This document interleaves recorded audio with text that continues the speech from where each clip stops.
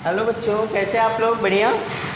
चलिए, उसके पहले वाले लेक्चर में हम लोग प्रत्यावर्ती धारा स्टार्ट किए थे, तो प्रत्यावर्ती धारा का परिचय हुआ, इंट्रोडक्शन हुआ। प्रत्यावर्ती धारा है क्या, वो आप लोगों ने देखा। उसमें हम लोग ये समझे कि प्रत्यावर्ती धारा क्या है, एक तरंग के रूप में चलती है, जैसा कि यहाँ दिखाया गया है। तो यहाँ हम लोग आज निकालेंगे बेटा प्रत्यावर्ती धारा का माध्य मान या औसत मान, यानी एवरेज वैल्यू। तो एवरेज वैल्यू निकालने के लिए हम ये देखते हैं कि अगर ये प्रत्यावर्ती धारा तीन फिगर में दिखाया गया है, यहाँ फिगर ए है और ये फिगर बी है और ये फिगर सी है आपका, तीनों में अलग अलग तरीका आपको दिखाया जा रहा है। यहाँ देखिए कि पूरे एक साइकिल कंप्लीट कहाँ से कहाँ तक होगी बेटा। अगर ये पूरी वैल्यू आप ले लेते हैं, ठीक, ये पूरी वैल्यू, तो ये एक धनात्मक अर्धचक्र है और ये पूरा ऋणात्मक अर्धचक्र है।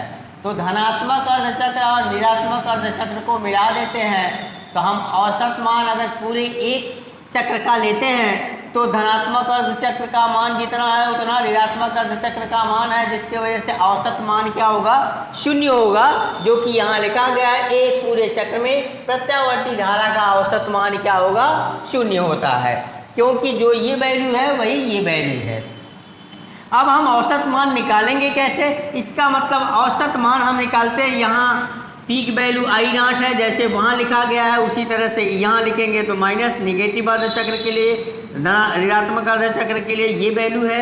अब आधे साइकिल के लिए यहाँ कितना होगा, 0 से स्टार्ट हुआ तो ये वैल्यू कितना हो जाएगी, t/2, और यहाँ कितना हो जाएगी, t। उसी तरह से 0 से स्टार्ट हुआ तो यहाँ कितना हो जाएगा, ये t/2, और यहाँ कितना हो जाएगा, t। ठीक, तो ये अगर आधे चक्र के लिए, धनात्मक आधे चक्र के लिए औसत मान हम निकालें तो क्या होगा, ठीक, मतलब आधे धनात्मक अर्धचक्र के लिए औसत मान, क्योंकि हम पूरे एक चक्र के निकालेंगे तो औसत मान क्या आ जा रहा है, शून्य आ जा रहा है। तो अब हम निकालेंगे क्या कि धनात्मक अर्धचक्र के लिए औसत मान, तो इसका औसत मान नियर अबाउट अगर हम ये लेते हैं तो ये वैल्यू हो जाएगी बेटा आपका, यानी ये आई एवरेज है। क्या है, आई एवरेज, आई एवरेज। तो इसकी वैल्यू अगर हम ये देखें तो यहाँ ये पूरी वैल्यू हम देख रहे हैं,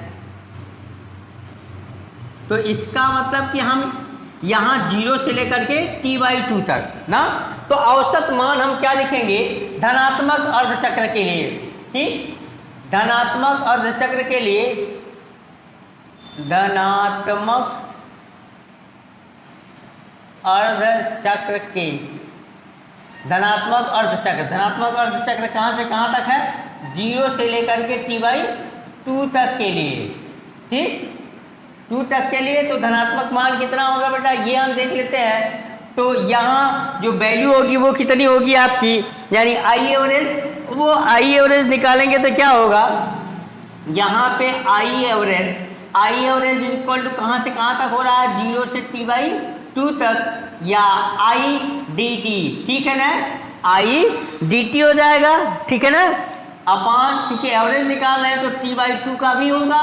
तो ऐसे कंडीशन में आई का यहाँ पे इन धारा का तात्क्षणिक मान है, आई यहाँ क्या है, यहाँ आई धारा का तात्क्षणिक मान है। और ऊपर आपने वोल्टता समीकरण या धारा समीकरण आपने देखा, तो I equal to I not sine omega t होता है। तो आई की वैल्यू पुट कर देते हैं, ठीक है ना, आई की वैल्यू पुट करेंगे तो क्या हो जाएगा, 0 to t/2, यहाँ हो जाएगा I not sine omega T, ठीक, अपान t/2, ठीक है ना, और ये बचा dt, ठीक, ये वैल्यू हो गई।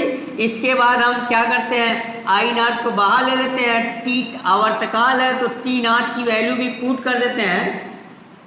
t नॉट की वैल्यू कितना होती है बेटा, यहाँ देख लेते हैं हम लोग, t नॉट की वैल्यू क्या हो जाती है, यहाँ आवर्तकाल है तो 2π अपान क्या होता है, ओमेगा, 2π अपान ओमेगा। तो t के स्थान पे 2π अपान ओमेगा पुट करेंगे तो क्या हो जाएगा, यहाँ पे आई नॉट पहले बाहर ले लेते हैं हम, तो ये 0, ये हो जाएगा आपका 2π अपान 2 ओमेगा, क्योंकि 2 ये वाला है, यहाँ हो जाएगा आई नॉट बाहर ही हो गया, साइन ओमेगा t dt, और यहाँ क्या हो जाएगा आपका, यानी 2π अपान 2 ओमेगा डी टी, ये 2 से गया, सेम उसी तरह से यहाँ गया तो क्या वैल्यू मिल जाएगी आपको, यानी आई नॉट ये आ जाएगा तो हो जाएगा ओमेगा अपान पाई ना, ओमेगा अपान पाई, ये पूरी वैल्यू इतना हो गई, ये हो जाएगा 0 टू पाई अपान ओमेगा ना, यहाँ बच गया sign omega T D T.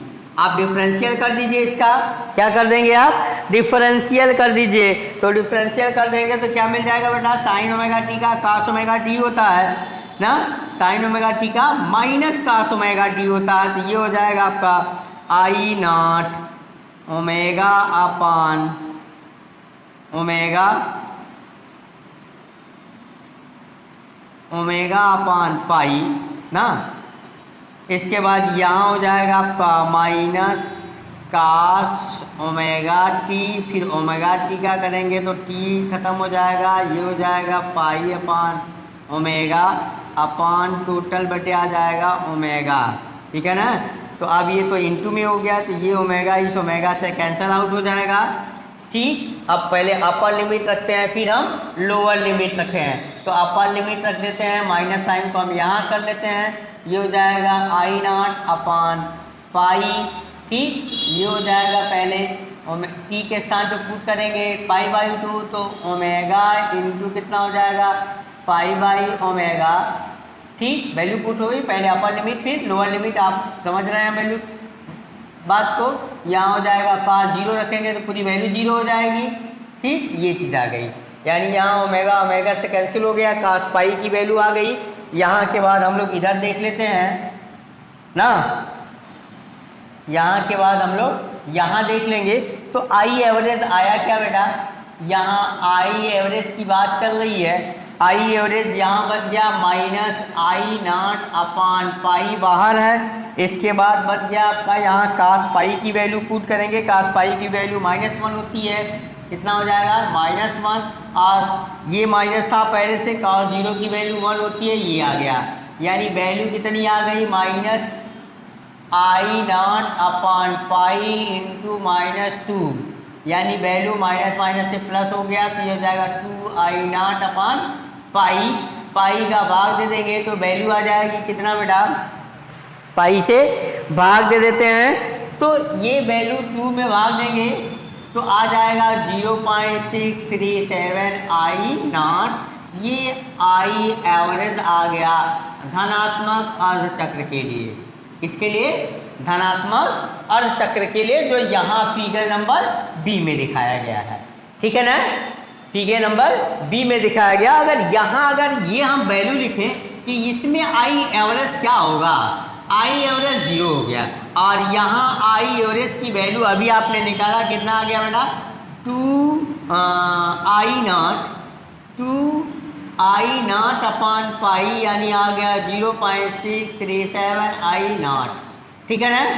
अब हम ऋणात्मक अर्धचक्र के लिए निकाल लेते हैं, यानी ये वैल्यू निकाल लेते हैं, क्या निकालेंगे, इसके लिए निकालेंगे, इसी तरह से ऋणात्मक अर्धचक्र के लिए, तो आधा एवरेज ये वैल्यू है, तो इसकी वैल्यू अगर हम लिखते हैं तो ये हो जाएगा इस तरह से ना,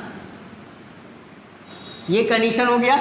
यहाँ ऋणात्मक अर्धचक्र के लिए, ऋणात्मक अर्धचक्र कितना होगा, ये 0 हो गया, ये t/2 हो गया, ये इतना t हो गया, तो ऋणात्मक अर्धचक्र t/2 से t तक। इसी ऋणात्मक अर्धचक्र के लिए यहाँ लिख देते हैं ऋणात्मक अर्धचक्र,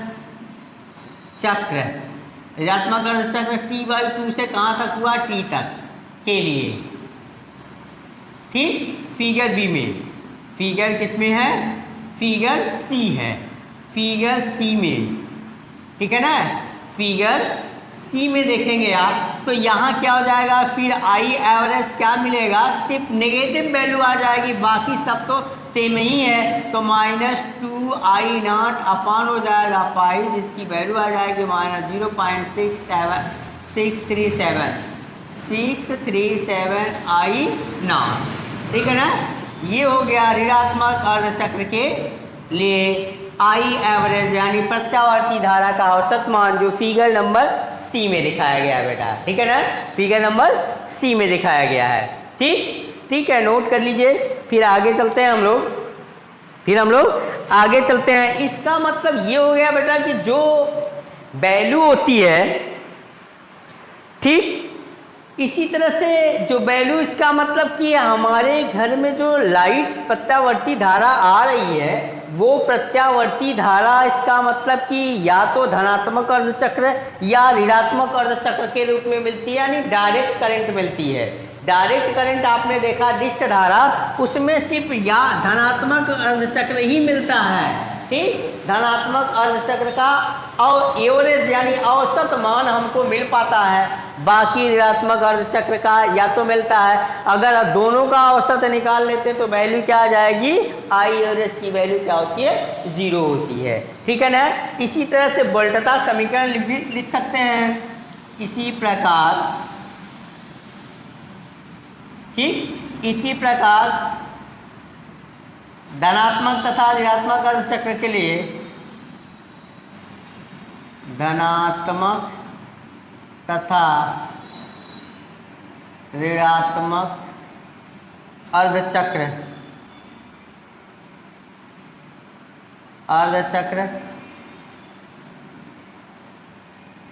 धनात्मक तथा ऋणात्मक अर्धचक्र का वोल्टता समीकरण, इसी प्रकार धनात्मक तथा ऋणात्मक अर्धचक्र का, ऋणात्मक सेंटेंस नहीं बन पा रहा, ऋणात्मक अर्धचक्र के लिए वोल्टता का औसत मान, वोल्टता का औसत मान क्या लिखेंगे, यानी धनात्मक अर्धचक्र के लिए, ठीक, धनात्मक अर्धचक्र, ठीक, धनात्मक अर्धचक्र के लिए, ठीक, धनात्मक अर्धचक्र के लिए V is equal to V average क्या हो जाएगा, हम लिखेंगे V average is equal to V not, okay, 2V0 upon pi is equal to क्या हो जाएगा, 0.637 V0। और ऋणात्मक अर्धचक्र के लिए, ऋणात्मक अर्धचक्र के लिए क्या होगा बेटा, V average is equal to minus sine 2V0 upon pi, यानी हो जाएगा 0.637 V0, ये सिर्फ माइनस साइन यहाँ आ जाएगा, ठीक, ये वैल्यू हो गई। इसी तरह से वोल्टता समीकरण की वैल्यू है, नोट कर लीजिए बराबर। फिर आगे चलते हैं हम लोग ना, नोट कर लीजिए बराबर, फिर आगे चलते हैं हम लोग ऋणात्मक अर्धचक्र के लिए। तो ऋणात्मक अर्धचक्र की जो वैल्यू है वोल्टता का, वो यहाँ दिख नहीं पा रही है, थोड़ा सा यहाँ लिख देते हैं, ठीक है ना। ये धनात्मक अर्धचक्र, वोल्टता का धनात्मक अर्धचक्र है, फिर वोल्टता का ऋणात्मक अर्धचक्र यहाँ लिख देते हैं थोड़ा सा, ठीक, वोल्टता का ऋणात्मक अर्धचक्र के लिए वोल्टता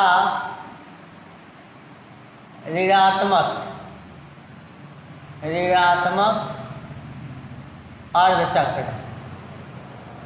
अर्धचक्र के लिए क्या हो जाएगा, V average is equal to minus 2V0 upon pi, जिसकी वैल्यू आ जाएगी, भाग दे देंगे तो आ जाएगा माइनस 0.637 V0, ठीक, ये हो जाएगा ऋणात्मक अर्धचक्र के लिए वोल्टता का औसत मान, ठीक है, ऋणात्मक अर्धचक्र के लिए औसत मान हो जाएगा, ठीक, नोट कर लीजिए बराबर, ठीक है।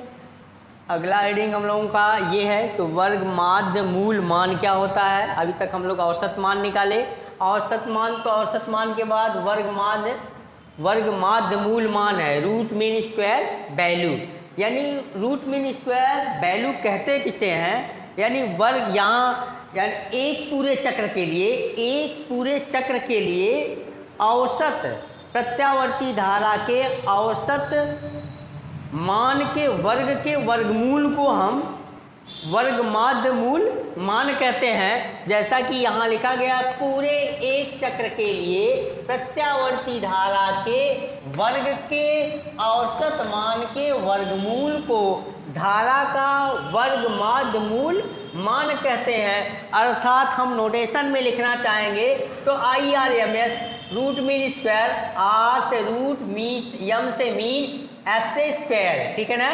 तो IRMS क्या लिखेंगे हम? IRMS लिखेंगे। IRMS तो IRMS इज इक्वल टू हो गया आपका कि एवरेज मान यानी औसत मान का वर्ग है, फिर उसका वर्गमूल है। वही परिभाषा में आपने लिखा है कि पूरे एक चक्र के लिए प्रत्यावर्ती धारा के औसत मान के वर्ग के वर्गमूल को वर्ग माध्य मूल मान कहते हैं। अर्थात ये लिखेंगे, फिर इसकी वैल्यू हम निकालेंगे। तो धारा का तात्क्षणिक मान क्या होता है वो पहले हम लिख देते हैं। धारा का तात्क्षणिक मान, धारा का तात्क्षणिक मान I इक्वल टू क्या होता है बेटा? I equal to I0 sine omega T, ठीक। तो वैल्यू पुट कर देते हैं हम। वैल्यू इसलिए क्या हो जाएगा आपका कि आई एवरेज पहले निकालते हैं। तो आई एवरेज क्या होगा? आई एवरेज आप लिखेंगे, यहाँ हो जाएगा 0 टू टी। क्या हो जाएगा? 0 टू टी, ठीक। तो क्या होता है? आई अपॉन आई डी टी, ठीक। अपान कितना हो जाएगा बेटा? टी, ठीक। लेकिन हमको स्क्वायर निकालना, इधर का स्क्वायर करेंगे तो इधर का भी स्क्वायर हो जाएगा, ठीक है ना। अब हम आई की वैल्यू यहाँ से तात्क्षणिक मान की वैल्यू हम यहाँ से पुट करेंगे तो ये क्या हो जाएगा? 0 टू टी, यहाँ हो जाएगा I0 का square sine square omega T D T, ठीक है ना। D T upon average value है, इस नाते टी लिखा गया है। जैसे उसमें आवर्तकाल की वैल्यू पुट किए थे उसी तरह से यहाँ भी आवर्तकाल की वैल्यू आप पुट करेंगे। तो I0 का स्क्वायर पहले बाहर ले लेते हैं। टी की वैल्यू होती है आपकी यहाँ जैसे लिखा गया था कि टी इक्वल टू क्या होता है? 2 पाई अपान ओमेगा, उसकी वैल्यू पुट कर देते हैं। तो यहाँ हो जाएगा integration of 0 to 2 pi upon omega, यहाँ हो जाएगा आपका साइन स्क्वायर का हम चूँकि नहीं जान पाते हैं इंटीग्रेशन समाकलन, इस नाते स्क्वायर हटाएंगे तो स्क्वायर के स्थान पर हम यहाँ पुट करेंगे बेटा cos 2 थीटा का मान, ठीक है ना। ऐसे होता है कि देखो यहाँ से साइन स्क्वायर ओमेगा टी के स्थान पर लिख सकते हैं 1 minus cos 2 omega T upon 2। इतना पूरी वैल्यू, ये फार्मूला है, आपको इतना पुट कर सकते हैं आप, ठीक है ना।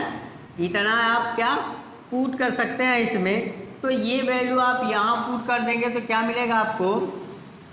यहाँ पुट करेंगे तो जाएगा 1 minus cos 2 omega T upon 2 है, ठीक। अब यहाँ डी टी है, इसके बाद क्या है आपका? डी टी, ठीक। और इसकी वैल्यू अभी यहाँ पुट करेंगे, किसकी वैल्यू? ये टी की, तो क्या जाएगा? 2 पाई अपान ओमेगा। अब यहाँ ओमेगा ऊपर जाएगा, 2 पाई नीचे, तो क्या हो जाएगा? यहाँ पे आ जाएगा I0 डॉट ओमेगा अपान 2 पाई, ठीक है। बचा क्या है यहाँ पे? ये देख लो आप, ये 2 यहाँ भी है ना। तो integration 0 to 2 pi upon omega, ठीक। यहाँ हो जाएगा, अलग अलग करेंगे तो क्या हो जाएगा? 1 माइनस cos 2 ओमेगा टी और डी टी। इस 2 को भी बाहर कर लेते हैं, यहाँ कर लेते हैं, ये वाला 2 तो यहाँ आ गया आपका। अब हम कर सकते हैं, एक पहले इसका कर लेंगे फिर इसका कर देंगे इंटीग्रेशन, ठीक है ना। तो क्या मिल जाएगा? यहाँ के अकॉर्डिंग पहले ये तो जैसे का तैसे लिख लेते हैं, I0 omega upon 2 pi into 2 ना। अब यहाँ करेंगे बेटा तो क्या मिल जाएगा? यहाँ हो जाएगा आपका t, ठीक है ना। यहाँ हो जाएगा टी और माइनस यहाँ बच रहा है तो इसका करेंगे साइन ओमेगा टी का कॉस ओमेगा टी होता है, 2 लगाए फिर से करेंगे 2 ओमेगा आ जाएगा, ठीक है ना। क्या आ जाएगा साइन 2 ओमेगा टी अपान कितना हो जाएगा 2 ओमेगा। अब यहाँ हो जाएगा 0 to 2 पाई अपान ओमेगा, ठीक है ना। 2 pi upon omega upper limit और लोअर लिमिट की वैल्यू पुट कर रहे हैं, अपर लिमिट और लोअर लिमिट की वैल्यू पुट कर दे रहे हैं। फिर यहाँ वैल्यू हम पुट करेंगे अगले स्टेज पे। यहाँ के बाद हम लोग यहाँ आ जाते हैं, ठीक। तो क्या मिलेगा आई स्क्वायर। अभी आप ये निकाल रहे हैं आई एवरेज का स्क्वायर ना, आई एवरेज का स्क्वायर वैल्यू आ गई, कितना मिल गया यहाँ पे आई नॉट इंटू ओमेगा अपान कितना है 2 पाई इंटू 2। अब यहाँ वैल्यू पहले अपर लिमिट पुट करेंगे फिर लोअर लिमिट पुट करेंगे, ठीक है ना। पहले अपर लिमिट फिर लोअर लिमिट, तो जहाँ जहाँ टी है वहाँ पुट करेंगे। तो पहले ये हो जाएगा 2 pi upon omega, 2 pi upon omega minus T के स्थान पे 0। इसकी वैल्यू अब ये वैल्यू आ गई माइनस, यानी टी के स्थान पर यहाँ पुट करेंगे तो बेटा हो जाएगा sign 2 omega into 2 pi upon omega, ठीक है। अब इसके बाद अगली बार 0 पुट करेंगे तो माइनस साइन लगा, इस नाते यहाँ प्लस हो जाएगा। और यहाँ 0 पुट करेंगे टी के स्थान पे तो पूरी वैल्यू 0 आ जाएगी। पूरी वैल्यू टी के स्थान पे 0 पुट करेंगे तो कितना हो जाएगा, पूरी वैल्यू 0 हो जाएगी, तो साइन 0 आ जाएगा। यहाँ हो जाएगा 2 ओमेगा इंटू 0, ठीक है ना, 2 ओमेगा अपान। तो यहाँ की वैल्यू जो आया 2 ओमेगा लिखते चलिए आप। यहाँ पे टोटल बटे कितना 2 ओमेगा, यहाँ पे 2 ओमेगा हो जाएगा, ये वाली वैल्यू जो नीचे यहाँ आई थी आपकी, ठीक है ना। तो इतना पूरी वैल्यू आ गई। अब वैल्यू पुट करते हैं नेक्स्ट टाइम, तो ये हो जाएगा I naught omega upon 2 pi into 2, ठीक। यहाँ 2 पाई अपान ओमेगा, ये 0 कैंसल। यहाँ देखिए ये ओमेगा से गया, सॉरी ओमेगा से गया, ठीक है ना। वैल्यू क्या आ जाएगी 2 पाई, रुको कुछ मिस्टेक हो गया क्या यार, साइन ओमेगा टी 2 पाई, चलिए अच्छा ठीक। ये 2 कैंसल नहीं है भाई, ये कितना आ जाएगा 2 है, सिर्फ ओमेगा कैंसिल हुआ है ना, आ गया माइनस साइन 4 पाई, साइन 4 पाई। इसकी ये पूरी वैल्यू 0 हो जाएगी प्लस 0, ठीक। ये पूरी वैल्यू 0 हो गई। अब यहाँ के अपान कितना था 2 ओमेगा था, 2 ओमेगा था। ये वैल्यू कितना मिल जाएगी यहाँ पे। अब यहाँ देखिए कि ये पूरा 0, साइन 4 पाई की वैल्यू भी 0 होती है, साइन 4 पाई की वैल्यू भी क्या होती है 0 होती है। तो 2 पाई इंटू 2, यहाँ क्या बचेगा 2 पाई अपान ओमेगा माइनस 0, क्योंकि 0 अपान 0 करेंगे तो 0 होगा, पूरी वैल्यू 0 हो गई है, प्लस 0, ये तो पूरा 0 ही हो गया। नहीं हमको ये चीज़ करना है, कितना आ जाएगा, यानी I naught omega upon 2 pi into 2 into आ गया 2 पाई अपान ओमेगा, यहाँ ओमेगा से 2 पाई से गया, यानी बच गया क्या आई नॉट अपान 2, आई नॉट अपान 2 किसकी वैल्यू आ गई, ये आ गई बेटा आई एवरेज के स्क्वायर की वैल्यू। तो आई एवरेज यानी आई की वैल्यू फिर कितना होगी, आई एवरेज की वैल्यू क्या हो जाएगी, स्क्वायर रूट में हो जाएगी। यहाँ आई नॉट देखिए स्क्वायर किए थे तो स्क्वायर के फॉर्म में आना चाहिए था ना। यहाँ देखिए आई स्क्वायर की वैल्यू यहाँ से स्क्वायर छूट गया है, आई स्क्वायर यहाँ इंस्टेंटेनियस वैल्यू है, तात्क्षणिक मान है, तो आई स्क्वायर किए तो यहाँ आई स्क्वायर देखिए लिखा गया है, यहाँ से आई स्क्वायर तो कॉमन यहाँ लिखा गया है, लेकिन इसके बाद से आई स्क्वायर छूटता गया है, किसी ने टोका भी नहीं, तो उसी तरह से चलता गया। ये आई स्क्वायर है, I square naught, I square naught, I square naught, I square naught. अब हमको आई एवरेज की वैल्यू चाहिए, तो या आई एवरेज लिखेंगे तो क्या होगा, दोनों साइड का वर्गमूल होगा, तो ये वर्गमूल करेंगे तो आई नॉट मिल जाएगा, अपान क्या हो जाएगा √2, क्या मिल जाएगा, √2, यानी ये हो गया आई एवरेज। हमको अभी रुकिए, हमको चाहिए IRMS की वैल्यू। किसकी वैल्यू चाहिए हमको, IRMS की वैल्यू चाहिए। तो यहाँ क्या हो गया, स्क्वायर रूट हो गया। स्क्वायर रूट लेने के बाद ये वैल्यू आ गई आपकी ना, स्क्वायर रूट लेने के बाद आपकी वैल्यू आ गई है वो।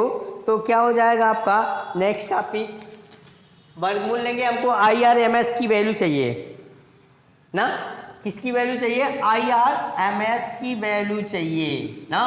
तो IRMS बराबर क्या होगा भाई, IRMS यहाँ आप ऊपर कहीं लिखें, IRMS बराबर है परिभाषा से क्या है कि आई एवरेज का स्क्वायर का अंडर रूट, आई स्क्वायर का अंडर रूट। तो यहाँ अगर ये वैल्यू अगर डायरेक्ट इसका पुट करते हैं यहाँ, तो क्या हो जाएगा आपका, वैल्यू डायरेक्ट पुट कर देते हैं तो IRMS, यानी अब यहाँ आई स्क्वायर के स्थान पे IRMS पुट क्या, IR स्क्वायर, यानी यहाँ स्क्वायर रूट ले लेते हैं तो IRMS वैल्यू हो जाएगी। इसकी वैल्यू हम पुट करेंगे यहाँ से, तो क्या मिल जाएगा, इसका स्क्वायर रूट ले लेते हैं। तो इसका स्क्वायर रूट, अगर ये कन्फ्यूज़न है तो ये लाइन इरेज ही कर दीजिए आप, तो ज़्यादा बेटर समझ पाओगे आप लोग। ज़्यादा अच्छा समझने के लिए हम लिखेंगे, क्योंकि क्या होता है कि IRMS बराबर क्या होता है, आई एवरेज का स्क्वायर का वर्गमूल। तो वर्गमूल अब आई स्क्वायर यानी वर्गमूल में हम पुट करते हैं आई स्क्वायर की वैल्यू, तो क्या हो जाएगा I0 का स्क्वायर बड़े क्या हो जाएगा 2 बड़े कितना हो जाएगा 2, ये पूरा रूट नीचे तक है ऐसे।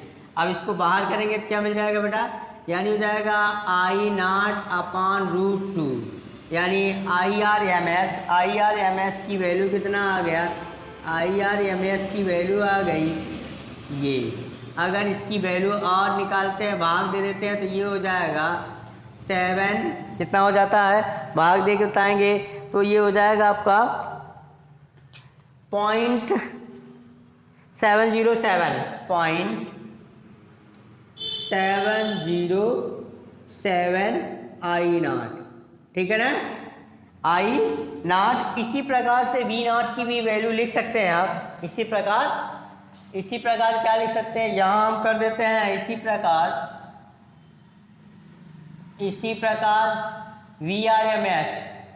VRMS निकालेंगे तो क्या होगा, VRMS is equal to same उसी तरह से कितना आ गया कि V0/√2, और इसकी वैल्यू कितना हो जाएगी 0.707 V0, ठीक। IRMS की वैल्यू और VRMS की वैल्यू ये आ गई आपकी। इसका मतलब कि अगर हम यहाँ से V0 निकालना चाहेंगे तो V0 इज इक्वल टू क्या हो जाएगा, V0 की वैल्यू निकालना चाहेंगे जो पीक वैल्यू है जो हमारे घर में यूज होता है, तो क्या होगा VRMS यानी √2 इंटू VRMS। इसका मतलब अगर हम यहाँ VRMS की वैल्यू पुट कर देते हैं, जैसे मैक्सिमम वैल्यू कितनी होगी वोल्टता की, वो निकालने के लिए बेटा हमको VRMS मतलब हमारे घर में जो एवरेज वैल्यू आती है वो 220 वोल्ट या 440 वोल्ट। तो इस तरह से 220 वोल्ट, जनरली 220 वोल्ट आता है, तो यहाँ VRMS की वैल्यू 220 वोल्ट लिखने के बाद पीक वैल्यू, अधिकतम वैल्यू वोल्टता की कितना हमारे घर में आ रही हो हमको कैलकुलेट हो जाएगा, ठीक है ना। इसके अकॉर्डिंग अगर हम ये देखें कि इसका यूज़ क्या है, इफ़ेक्टिव मान, तो अगर हम इस पावर लिखें तो क्या होगा, इसका पावर लिखेंगे तो क्या हो जाएगा, पावर में अगर कन्वर्ट करें तो P इक्वल टू आप जानते हैं VI होता है ना, तो P एवरेज अगर निकालेंगे तो पावर का औसत मान, औसत पावर क्या होगा, तो यहाँ I एवरेज लगेगा, I एवरेज इंटू V हो जाएगा, I एवरेज इंटू V होगा। इसका मतलब कि ये है कि यहाँ जनरली अगर लिखा जा सकता है, दिस इंप्लाइज, इसका मतलब हो गया कि P equal to P average, यानी जो जनरल सामान्य पावर होता है AC का, वो एवरेज पावर के औसत पावर मान के बराबर हो जाता है। औसत पावर मान के बराबर, क्योंकि यहाँ हमको अगर रेजिस्टेंस फॉर्म में लिखें तब क्या होगा, इसको रेजिस्टेंस फॉर्म में भी P इक्वल टू वी आई, या यहाँ P इक्वल टू ऐसे भी लिखा जा सकता है कि P equal to I square R के फॉर्म में लिखा जा सकता है क्या, यानी IRMS। इससे हम ये छोड़िए, उसको आगे करेंगे तो ज़्यादा और होगा। तो हम यहाँ ये सिर्फ प्रूव किए हैं कि इसके अलावा हम ये फार्मूला ये भी लिखते हैं, तो इसका मतलब कि एवरेज लिखेंगे तो आई एवरेज का स्क्वायर इंटू आर होगा, जैसे यहाँ तो भी वैल्यू यही आएगी, ठीक है ना। तो इसका मतलब हम ये लिखें कि IRMS is equal to I effective, ठीक, इज इक्वल टू होता है आई वर्चुअल, इस सबकी वैल्यू कितना हो जाएगी आई नॉट अपान रूट टू, सबकी वैल्यू कितना हो जाएगी आई नॉट अपान रूट टू, ठीक है ना, आई नॉट अपान रूट टू। यानी IRMS का जो प्रभावी मान होता है और वर्चुअल मान, सबका प्रभावी मान और वर्चुअल मान यानी आभासी मान, सबका मान जो है IRMS के बराबर होता है, वर्गमाध्य मूल मान के बराबर होता है किसी भी परिपथ में, प्रत्यावर्ती परिपथ में प्रभावी धारा का मान और आभासी धारा का मान, ठीक है ना। इससे इसी तरह से वोल्टता का VRMS भी लिख सकते हैं। VRMS तो हो जाएगा V effective is equal to V virtual, ठीक, इज इक्वल टू कितना हो जाएगा V not upon root two, ठीक है, V not upon root two. देख लीजिए, कोई कंफ्यूजन हो तो पूछ सकते हैं। अब देख लेते हैं काफी न्यूमेरिकल इसी पे, तो क्लियर हो जाता है हम लोग के सारे टॉपिक्स, ठीक है ना। सारे टॉपिक को क्लियर कर लेते हैं, एक तो न्यूमेरिकल कर लेते हैं इसी पे। हाँ, तो हम लोग न्यूमेरिकल देख लेते हैं। न्यूमेरिकल में क्वेश्चन है क्या, किसी AC परिपथ यानी प्रत्यावर्ती परिपथ का धारा समीकरण, प्रत्यावर्ती परिपथ का धारा समीकरण 5 करनी में 2 साइन 314t माइनस π/4 है। तो धारा का शिखर मान, वर्गमाध्य मूल मान, औसत मान तथा आवृत्ति ज्ञात कीजिए। सारी चीज़ें जो अभी तक हम लोगों ने सीखा डेरिवेशन में, सब पे ये न्यूमेरिकल आ गया है। अब आपके दिमाग में ये होगा कि सर अभी तो आपने बताया था कि I equal to I not sine omega t था ओनली, अब इसमें आ गया I not sine omega T minus phi क्या है, कला है, जो वेव तरंग का इक्वेशन पढ़े होंगे तो उसमें सीखे होंगे, उससे कोई लेना देना नहीं, उसी के फॉर्म में हम समीकरण लिख देंगे, ठीक। तो आ जाइए हम लोग देखते हैं इसका सॉल्यूशंस, ठीक है ना।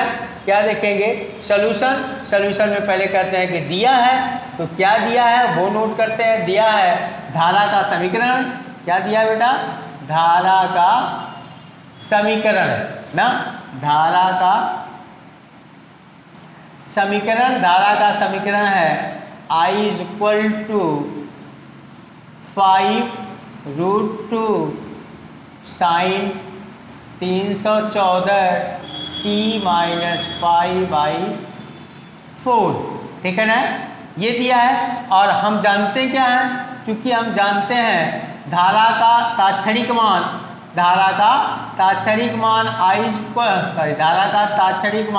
I is equal to I not sine omega T minus 5, ठीक। इसी से तुलना कर देते हैं हम, ठीक।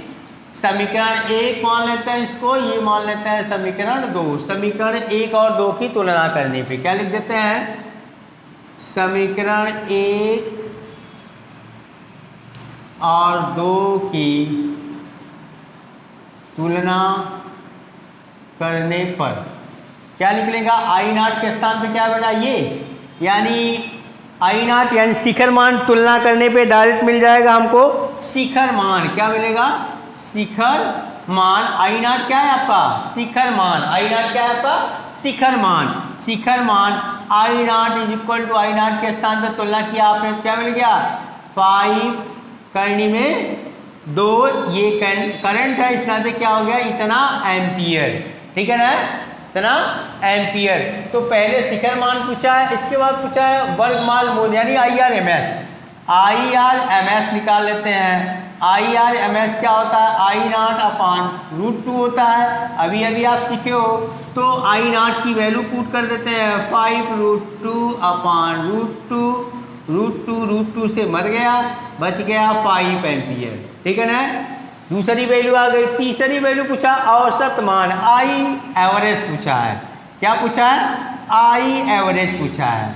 सर जी तो बड़ा सरल सवाल था, लेकिन हम कर नहीं पाए, क्या स्थिति है, क्योंकि अगर वेव वाला समीकरण आप किए होंगे तरंग वाला, तो सेम वही चीज़ है, क्योंकि आपने प्रूव किया कि प्रत्यावर्ती धारा तरंग के रूप में बहती है, चलती है एक स्थान से दूसरे स्थान तक, इस नाते वही समीकरण बना है और उसी तरह से आपको करना भी है। तो फिर आई एवरेज फटाफट करिए, बताइए आई एवरेज कैसे निकाल पाएंगे।